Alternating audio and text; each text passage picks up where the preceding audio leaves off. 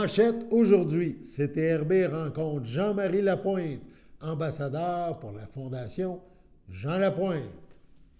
Bonjour à tous, bienvenue à votre bulletin d'information en ce 17 janvier. Bulletin sur les ondes de CTRB, votre télévision locale et régionale, un bulletin au quotidien. Donc, ce sera bientôt le défi 28 jours sans alcool. Défi qui vise aussi à amasser des fonds pour la lutte contre les dépendances et la toxicomanie. CTRB, cette année, a la chance de rencontrer Jean-Marie Lapointe, qui vient nous parler de cette campagne qui existe depuis déjà 11 ans. Aujourd'hui, on écoutera la première partie de l'entrevue que nous a donnée M. Lapointe. On l'écoute. Je suis en compagnie de Jean-Marie Lapointe, qui est un ambassadeur pour la Fondation Jean Lapointe. Bonjour, Jean-Marie. Allô, Daniel. Merci beaucoup d'accepter ce matin de nous parler.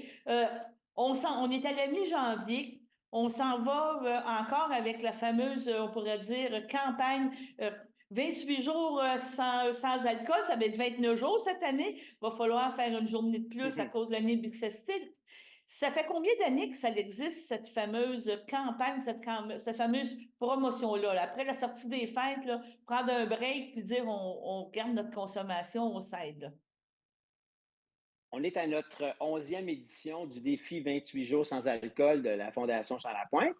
Notre 11e édition et notre objectif, on vise gros, on vise 1 million de dollars. C'est bien parti parce que tu vois, on a plus de 150 000 d'amassés au moment où on se parle. On se rapproche du 200 000. Puis le défi n'est pas encore commencé. Mais là, c'est important parce que c'est là qu'on en parle dans les médias, partout, écrit, radio, télé, tout ça. Et on veut vraiment sensibiliser les gens à... On ne veut pas démoniser. Puis la mission est importante. On ne veut pas dire que l'alcool, c'est mauvais, puis tu es un alcoolique parce que tu bois un verre à tous les jours. C'est pas ça. On veut surtout inviter les gens à... Bien, c'est quoi, toi, ta relation avec l'alcool? Parce qu'aujourd'hui, c'est facile de lever le verre quand tu as une bonne nouvelle, mais quand tu es déprimé et tu ouvres une bouteille, ah, tabarnane, ça va pas bien. C'est facile aussi de lever un verre quand ça va mal. Donc, on veut juste dire aux gens, regardons comment toi, tu te sens à l'idée de ne pas consommer pendant la semaine, à la fin de semaine, pendant tout le mois. Puis, de regarder, bien, finalement, je pense que l'alcool prend beaucoup de place dans ma vie. Puis là, les gens arrivent avec cette prise de conscience-là en se disant, c'est drôle, moi, je l'ai fait l'année passée, je t'encourage à le faire. Puis moi, en plus, les bienfaits de ne pas avoir consommé d'alcool pendant un mois, j'ai retrouvé une certaine énergie, la qualité de mon sommeil était meilleure, j'avais des idées claires et je me suis rendu compte que finalement, l'alcool, c'était pas le nécessaire de ma vie. Oui, c'est sûr que c'est très festif. Beaucoup de gens ont fait des sorties, les 5 à 7, les repas en famille. Il n'y a rien de mal à avoir un repas avec alcool. C'est juste de se conscientiser puis de se dire finalement, ouais, l'alcool prend beaucoup de place dans ma vie, puis j'aurais peut-être à boire mieux, puis peut-être boire moins aussi. Tu sais, buvez peu, mais buvez mieux. Ça peut être aussi un constat. Mais le plus important, c'est de faire un arrêt et de dire OK, je m'engage pour une bonne cause, pour aider une fondation qui, elle, va aider la maison Jean Lapointe. Puis l'argent, les gens nous demandent, bien, une fois qu'on a ramassé 500 000, 1 million, 2 millions, qu'est-ce qu'on en fait avec ça? Bien, on fait beaucoup de sensibilisation, on fait de la prévention, on va dans les écoles. Oui, évidemment, la maison Jean Lapointe offre le traitement pour des personnes qui ont un grave problème de dépendance à l'alcool, aux substances, aux jeux pathologiques, mais il y a aussi tout ce qu'on peut faire aussi en région, tout ce qu'on fait dans les écoles, tout ce qu'on fait dans les campagnes de sensibilisation puis de prévention, parce que ce qui est important, c'est le libre arbitre. Quand tu es devant une substance, quelle que soit la substance, est-ce que tu as tous les outils nécessaires dans ta tête pour t'aider à prendre la décision, est-ce que je la consomme ou je ne la consomme pas, cette substance-là? Puis c'est là que c'est important de sensibiliser puis de faire de la prévention, particulièrement auprès des jeunes. Donc, toi, tu as vécu le début de cette campagne-là. Tu me parles que c'est là 11 ans. L'accueil qu'il y a eu il y a 11 ans versus aujourd'hui, il y a 11 ans, ça devait quand même être difficile parce qu'il devait y avoir comme tu dis, des levées de drapeau. Tu dis au monde de ne pas aller boire, de ne pas aller, de ne pas faire ça. Donc, tu vas ruiner les restaurants, tu nuis à notre rentabilité. Est-ce qu'aujourd'hui, c'est plus accepté? par rapport, est-ce que tu penses que ça a été plus compris, le but de ce mois-là, de Ben, sensibilisation? c'est une bonne question, Daniel. Moi, j'ai l'impression qu'il y a eu beaucoup de petits qui ont été des dérivés du défi 28 jours. Il y a aussi la Fondation Le Grand Chemin qui fait le défi Octobre. Ils font un jeu de mots avec le mois d'octobre. Eux autres, ils le font à l'automne. Il existe le Dry January aux États-Unis, le janvier sec.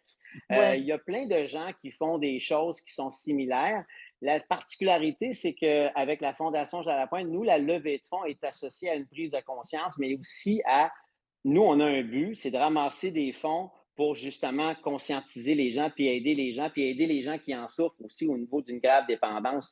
Mais c'est clair que les mentalités ont évolué. Je n'étais pas ambassadeur il y a 11 ans quand on l'a lancé, mais j'ai trouvé tellement l'idée géniale que ça a fait du chemin autour de moi. Puis je me suis rendu compte que d'année après année, beaucoup de gens, avant que je devienne ambassadeur cette année, beaucoup de gens me demandaient: veux-tu m'encourager? Veux-tu faire un don? Veux-tu le partager sur les réseaux sociaux? Puis la réponse était oui. Ça me faisait plaisir de le faire parce que je trouvais drôlement important d'avoir une période dans l'année où on peut en parler ouvertement, alors que on est à une époque où on va, d'autant plus que la légalisation du cannabis, ça existe depuis quand même plusieurs années maintenant, on est rendu à une époque, je pense, où on va banaliser la consommation de substances, quelle que soit la substance, là. Mhm.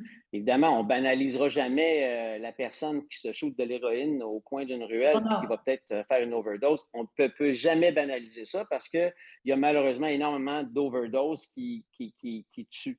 Par contre, c'est normal aujourd'hui de suivre une voiture où ça sent le pot. C'est normal de se promener dans un parc où ça sent le cannabis. C'est normal de voir des canettes de bière traîner par terre.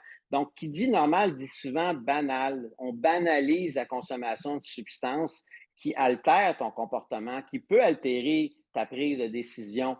Donc, c'est là que je trouve intéressant de dire, wow, on va faire un stop là, on va se collectivement se poser des questions tous ensemble en associant ça à une levée de fonds par rapport à notre consommation d'alcool. C'est ça qui est important. Puis c'est le fun parce que ça se fait aussi en famille.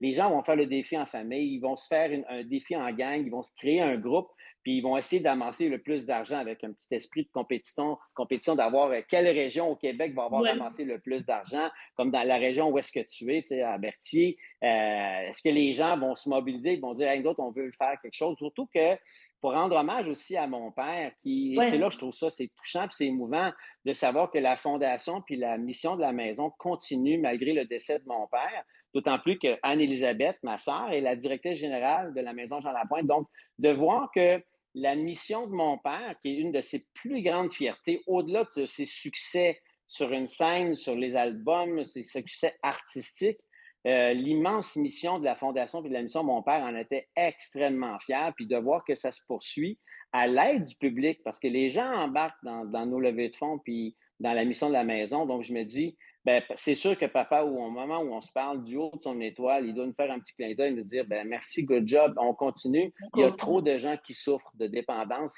qu'il faut continuer la mission. C'est ça. Tantôt, tu me parlais de banaliser et aujourd'hui, tu sais, si on regarde un petit peu avant, je veux que tu m'en parles un petit peu. euh, c'est beaucoup plus c'est rendu plus à la mode, là. Tu sais, il y avait une période que le gin, le vodka, le rhum, c'était bon. Comme tu dis, c'était la bière, le vin. Là, il y a des gins québécois, des rhums québécois. Encourageons, tu sais, allons-y dans les distilleries.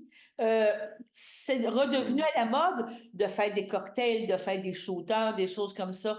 C'est ça, tu travailles aussi avec les jeunes, avec tout. C'est rendu peut-être, je ne veux pas dire un fléau, mais une problématique à exploiter. Là. Tu sais, comment je pourrais dire ça au niveau de la toxicomanie, comme tu parles tantôt, tu sais, Mhm. l'addiction à l'alcool et tout ça. J'ai l'impression que on a beaucoup banalisé ça, puis que, tu sais, il y a une couple d'années, on parlait beaucoup du point zéro, vite, pas se faire arrêter, que ce soit criminel. Aujourd'hui, ça a comme passé en dessous du tapis. On a l'impression que c'est plus difficile à lancer ce message-là, à faire attention. Puis en même temps, on ne peut pas faire de publicité de cigarettes puis d'alcool, tu comprends? On ne peut Oui, pas, tu sais, complètement cautionner ouvertement, de façon légale, la consommation de cannabis puis d'alcool. Tu sais, il faut être prudent quand on en parle dans les médias. Mais de toute façon, la personne qui est curieuse de consommer puis qui n'a pas encore consommé va trouver une façon, qu'elle soit mineure ou majeure, elle va le faire. Mais c'est sûr que c'est extrêmement répandu. Puis, tu sais, on en a parlé tantôt, tu sais, entre la légalisation puis la banalisation, le pas il est très vite franchi. Donc, je pense que c'est important de de pas dire à une personne qui veut consommer une substance qui est folle, qui n'est pas correcte, qu'elle ne devrait pas, qu'elle soit d'âge mineur ou majeur. On n'est pas rendu là. Il faut conscientiser, il faut éduquer et il faut dire noir et blanc, noir sur blanc, ben voici, quand tu consommes, voici ce qui se passe dans ton corps, dans ta tête, dans ton cerveau. Puis malheureusement, versus quand tu as 50, 40, 60 ans, tu comprends que la santé, c'est un privilège, puis c'est un cadeau de la vie d'être en santé. Mais quand tu es jeune, quand tu as 15, 20 ans, excuse-moi, mais moi, je me rappelle à cet âge-là, je me sentais invulnérable. La Oui, mort, c'était pour les vieux. La maladie, c'était pour ceux qui n'étaient pas chanceux ou les vieux. C'était pas du tout pour me concerner moi. On se sent un peu éternel puis invulnérable quand tu as cet âge-là. D'où la raison davantage de dire, attends une minute, c'est correct si tu veux consommer, mais laisse-moi t'en parler juste un petit peu plus, puis te dire, voici les conséquences. C'est pas pour rien qu'on fait des tournées dans les écoles. C'est pas pour rien qu'on a engagé des gens qui ont eu un accident d'auto, qui ont perdu l'usage de leurs jambes, qui sont devenus tétraplégiques ou tout simplement qui ont un handicap ou qui sont rendus atteints de façon permanente à cause d'une substance, à cause d'un accident d'auto, à cause d'une overdose. Donc, je pense que c'est juste important de donner les meilleurs outils possibles aux jeunes et aux moins jeunes pour qu'on puisse dire, regarde, tu veux consommer, c'est correct, pas de problème, mais je vais te donner un peu d'informations. Ça, c'est une des approches. La suite de cet entretien fort intéressant dans un prochain bulletin d'information sur les ondes de CTRB. Sur ce, on passe à la pause. Chers téléspectateurs, vous êtes cordialement invités le samedi matin dès 9h30 à notre bingo télédiffusé de nos studios de Berthierville. Depuis plusieurs années, nos adeptes de la télévision régionale se sont divisés un montant de 600 $, disponible chaque semaine lors de notre joute de bingo à CTRP. Un amical animateur et ses joyeux compères, dont un technicien et deux bénévoles, partagent tour à tour cette émission dans le but de vous agrémenter durant 60 minutes. Un moment de plaisir qui pourrait s'avérer payant pour vous. Vous pouvez donc vous procurer les cartes de jeu chez les dépositaires participants et j'ai nommé à Berthierville, le dépanneur Formule 1 et le garage Pétroté sur la rue Gilles Villeneuve, le marché IGA Extra sur la rue Gabrielle Brissette, le marché Métro sur la rue Notre-Dame et la pharmacie Proxime sur la rue Frontenac. À Saint-Ignace-de-Loyola, le dépanneur Esso sur la rue de la Traverse et le marché Aldo sur le rang Saint-Michel. C'est donc un rendez-vous hebdomadaire chaque samedi matin dès 9h30 sur les ondes de CTRB, votre télévision régionale et communautaire, maintenant en haute définition. On vous attend donc en grand nombre et toute l'équipe vous souhaite bonne chance.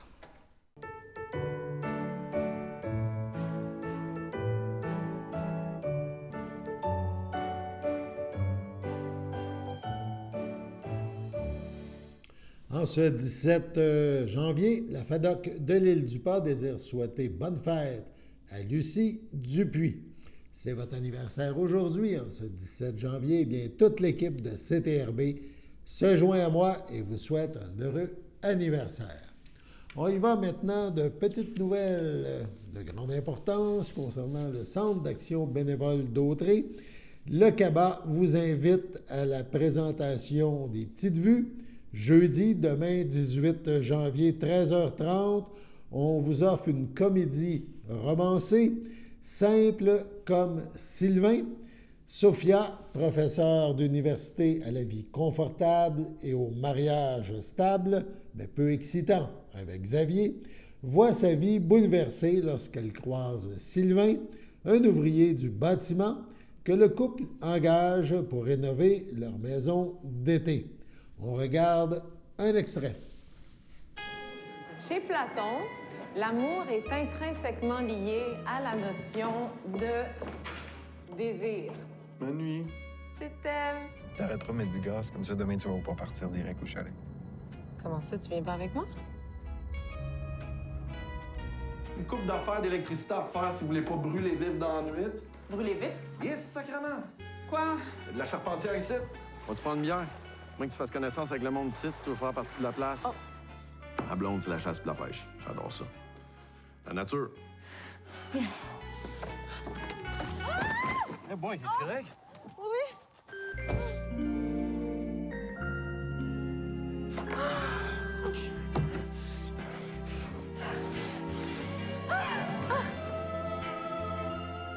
C'est les travaux. Fais les C'est lui, travaux les chez vous. Détruis pas tout notre beau projet, là. Ouais. Votre conjoint, tu là? Faudrait signer le contrat pour les travaux. Il est parti pour la journée, il revient très tard. C'est dommage. Oh là! Un instant! Excuse-moi. Voyons. T'as rencontré quelqu'un? Voyons. T'as presque rien dit à table, tu m'appelles plus, puis t'es de bonne humeur. Salut. J'arrête pas de penser à toi. Fait que, va falloir qu'on se revoie, je crée bien. Salut. J'arrête pas de penser à toi. Je pense que j'ai rencontré quelqu'un. Un fleuve à découvrir encore. Nous aimer comme si l'amour, c'était la mort. C'est qui, on dirait vous? Chasseur d'eau.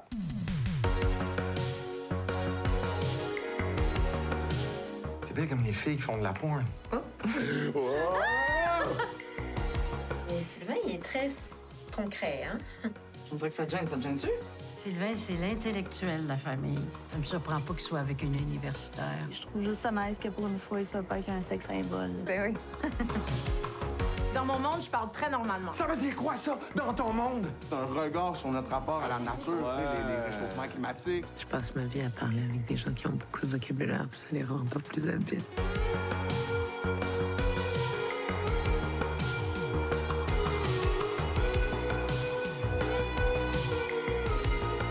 Je nous vois dans nos vieux jours se bercer en campagne. On dirait à la campagne. Hey, beauté! Tu vas être ma femme, c'est pas négociable.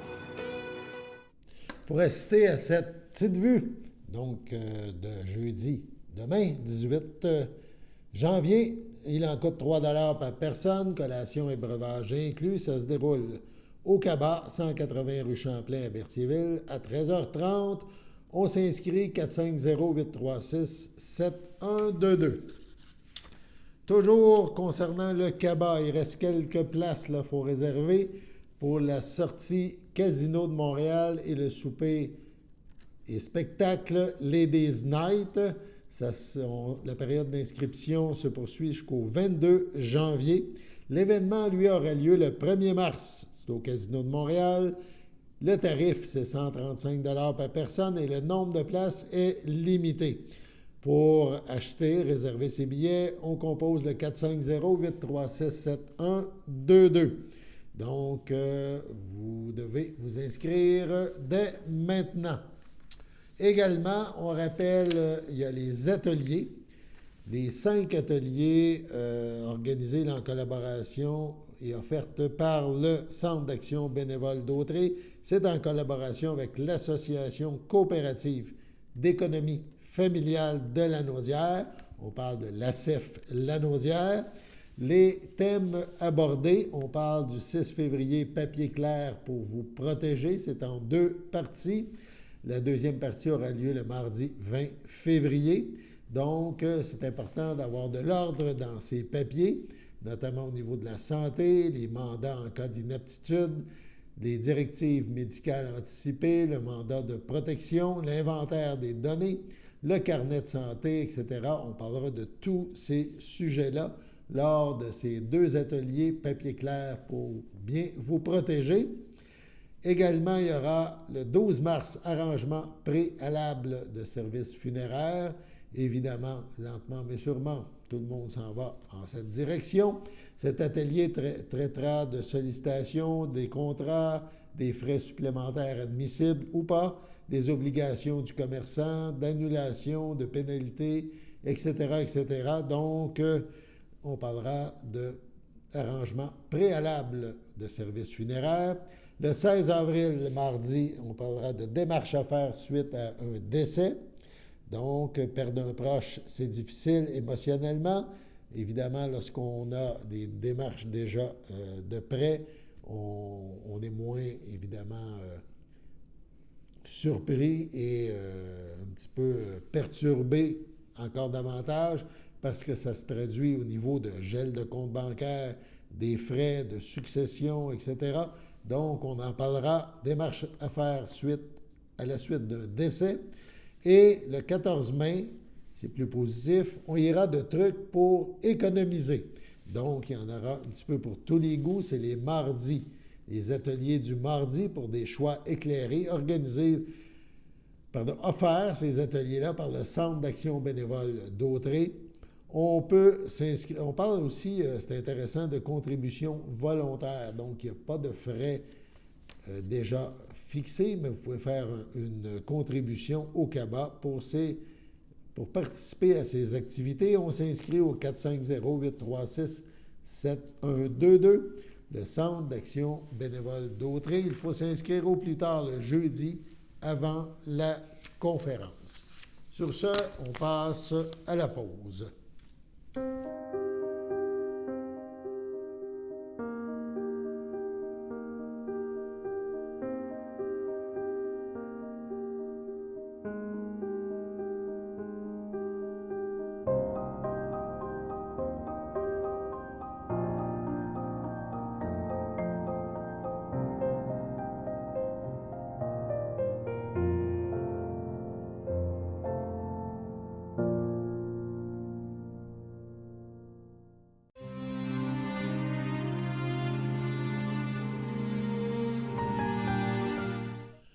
Au CHDL de Saint-Charles-Borromée le 2 janvier. À l'âge de 68 ans, est décédée Mme Lynne Champagne, épouse de feu Robert Allard, fille de feu Rosaire Champagne et de feu Irène Moreau, demeurant à Sainte-Geneviève-de-Berthier. Elle laisse dans le deuil ses enfants, Louis Félicia Venn, Loli Vincent Laure Perrault, Jenny Hicham Zarelli, ses petits-enfants, Jaden, Michaela, Aidia, Rana, ses sœurs, ses frères, ses beaux-frères et belles-sœurs, Rose Champagne, Alain Miro, Jeanne Champagne, Guy Champagne, Colette Rondeau, Mario Champagne, Chantal Croisotière, Daniel Champagne, Sylvie Laprade, Guylaine Champagne, Laurent Sauvé, Jean Champagne, Claude Allard, Nicole Germain, Janine Allard, Jean-Guy Turcotte, Réjeanne Allard, ainsi que plusieurs neveux, nièces, autres parents et amis. La famille vous accueillera samedi, le 20 janvier, dès 10h, au complexe funéraire Thériault, 741 rue Notre-Dame à Berthierville. Les funérailles, elles, suivront à 14h, en l'église Sainte-Geneviève de Berthier.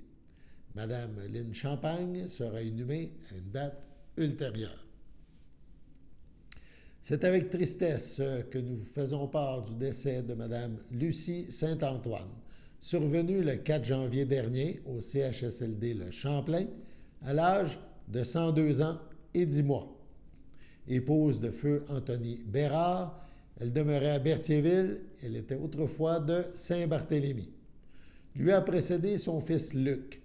Elle laisse dans le deuil ses enfants, Dominique Bérard, Lynne Saint-Don, Marie Bérard, Marcel Livernoche, Suzanne Bérard, Yvon Sylvestre, Jacinthe Bérard, François Bérard, Huguette Savoie, Gilbert Bérard, Chantal Ferland, Denis Bérard, feu Manon Duhem, son amie Ginette Boucher, Monique Bérard, Ghislain Wolfe, ses 14 petits-enfants et ses 15 arrière-petits-enfants. Ses belles-sœurs, Janine Laurando, feu Gérald Saint-Antoine, Juliette Lavôtre, feu Louis-André Saint-Antoine, lui a précédé sa sœur Marie-Claire Saint-Antoine, feu Gaétan Bastien, ainsi que plusieurs neveux, nièces, autres parents et amis. La famille vous accueillera samedi, 27 janvier, dès 10h, au complexe funéraire Thériault, rue Notre-Dame, Berthierville. Suivront les funérailles en l'église de Saint-Barthélemy à 14h30. Madame Saint-Antoine Bérard sera inhumée au cimetière de Saint-Barthélemy le même jour.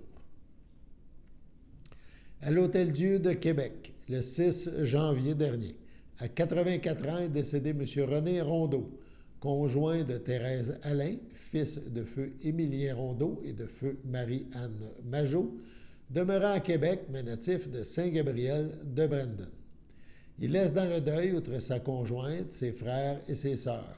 Feu Camille Rondeau, feu Roland Rondeau, Gérald Rondeau, feu Marie-Jeanne Rondeau-Paquin, Roger Rondeau, Robert Rondeau, Claire Sylvestre, Thérèse Rondeau, Marcel Blanchette, Thérèse Alain, ainsi que ses neveux, nièces, autres parents et amis. La famille vous accueillera samedi, le 3 février, dès 13h, à la chapelle du complexe Efterio, 741 Notre-Dame, à Berthierville. Suivra une liturgie à 15h. À son domicile, le 12 janvier dernier, à 83 ans, est décédé M. Réal Coulombe, époux de Lise Foltz, demeurant à Berthierville. Il laisse dans le deuil, outre son épouse, ses enfants. Marie-Josée Coulombe, Patrick Leblanc, Jocelyn Coulombe, Sylvie Simard, Nina Coulombe, Martin Fafard, ses petits-enfants, Gabriel, Noémie, Camille, Simon et Laurence, ses arrière-petits-enfants, Pénélope, Mira, Maxence, son frère, ses belles-sœurs et beaux-frères, Normand Coulombe, Hélène Sylvestre, Jacqueline Foltz, Jean-Paul Savaria, Jean-Claude Foltz, Michel Emery, Céline Moreau, Gilles Cournoyer, ainsi que plusieurs neveux, nièces, autres parents et amis. La famille vous accueillera dimanche 4 février dès 12h30 au complexe funéraire Thériault à Berthierville. Suivra une liturgie à la chapelle du complexe, à 15h. Au CHC du Château de Berthier, le 7 janvier dernier, à l'aube de ses 101 ans, est décédée Mme Florida Godin, épouse de feu Paul-Auguste Chevalier, fille de feu Alexandre Godin et de feu Bernadette Laforêt, demeurant à Saint-Ignace de Loyola. Elle laisse dans le deuil sa fille, André Chevalier, Gaston Bergeron, ses petits-enfants, Christine Bergeron, Franck Hall, Jean-François Bergeron, Lanne Fou, Marie-André Bergeron, Raquel Collares, son filleul Marc Guévremont, France Brissette, ainsi que plusieurs neveux, nièces, autres parents et amis. La famille vous accueillera samedi, le 17 février, dès midi, au complexe funéraire Thériault à Berthierville. Suivra une liturgie de la parole à la chapelle du complexe à 14h. Madame Florida Godin-Chevalier sera inhumée au cimetière de Saint-Ignace de Loyola à une date ultérieure. Sur ce, on passe à la météo.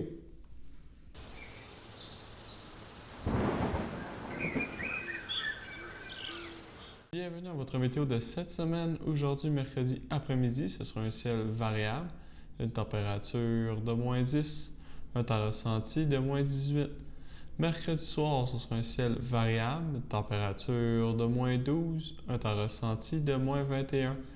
Mercredi nuit, ce sera des passages nuageux, une température de moins 17, un temps ressenti de moins 25. Jeudi matin, c'est ensoleillé avec une température de moins 16, un temps ressenti de moins 24. Jeudi après-midi, ce sera ensoleillé avec passage nuageux, une température de moins 9, un temps ressenti de moins 15. Jeudi soir, ce sera dégagé, une température de moins 14, un temps ressenti de moins 20. Et voilà, c'était tout pour votre météo. Au nom de toute l'équipe, merci d'être là. C'était votre bulletin d'information en ce 17 janvier. À demain.